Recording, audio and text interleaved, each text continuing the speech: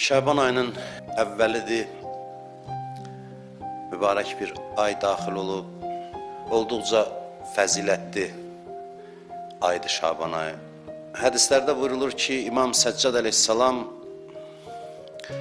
bu ay daxil olanda bütün səhabələrini toplayırdı və onlarla danışırdı.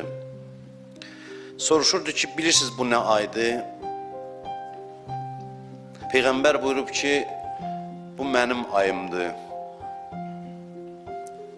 Kim bu ayda Peyğəmbərin sevgisini cəlb etmək üçün, Allaha yaxınlaşmaq üçün oruç tutarsa,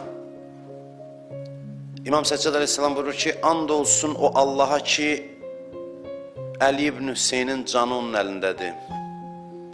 Atamdan eşitmişəm, atam Hüseyin ibn Əlidən eşitmişəm ki, hər kim Şaban ayında Peyğəmbərin razılığını, məhəbbətini qazanmaq üçün və Allaha yaxınlaşmaq üçün oruç tutsa, Allah onu sevəcək və qiyamət günü öz kəramətinə yaxın eləyəcək.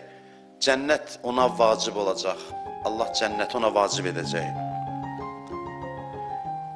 Peyğəmbərin öz dövründə bir münadi carçı car çəkərdi ki, ey insanlar, bilin ki, Şaban ayı mənim ayımdır. Və Allah rəhmət etsin o kəsə ki, bu ayda mənə kömək eləsin, yəni oruç tutmaqla mənə yardım olsun, köməkçi olsun.